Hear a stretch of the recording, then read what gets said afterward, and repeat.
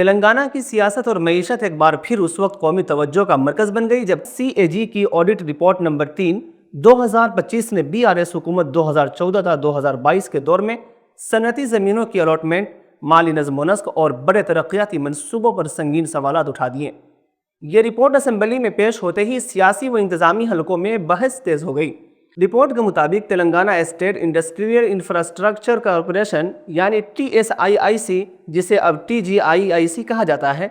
نے صنعتی زمینوں کی الاٹمنٹ میں ایسے فیصلے کیے جن سے ریاستی خزانے کو نقصان پہنچا۔ مثال کے طور پر اڈانی ڈیفینس سسٹمز کو شمس آباد کے قریب 20 ایکڑ زمین صرف 40 لاکھ روپے فی ایکڑ میں دی گئی،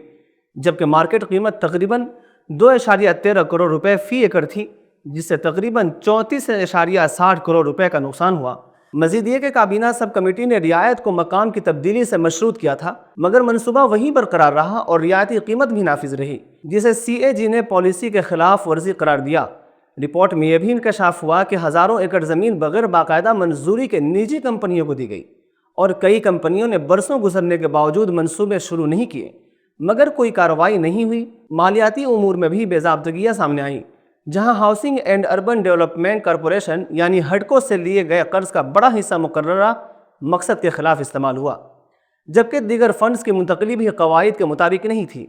اسی دوران ریاست ریونیو سرپلس سے بڑھ کر تقریباً 9420 کروڑ روپے کے خسارے میں چلی گئی، جو مالی نظم و ضبط میں کمزوری کی نشاندہی کرتا ہے۔ کلیشورم لفٹ اریگیشن پروجیکٹ بھی تنقید کی زد میں آیا، جس کی لاگت 82,000 کروڑ سے بڑھ کر